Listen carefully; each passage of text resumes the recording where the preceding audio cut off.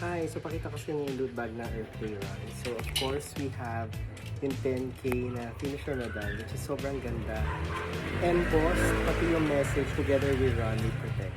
Earthday Run. So ito, collapsible cup.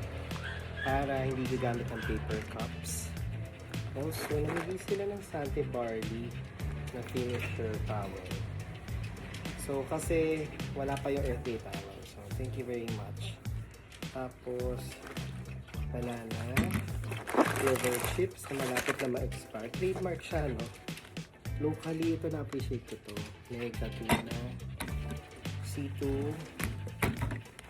okay. Tapos, Quaker, wow, Quaker oats, Prostate and Beauty, tapos, stickers from Sing Life. Tapos, meron silang pa-photo. Of course, Hotel Dream World and Soko. Ayun na naman yung mga giveaways na hindi ko na naman mag-char. So, yun. Tapos, ball pen.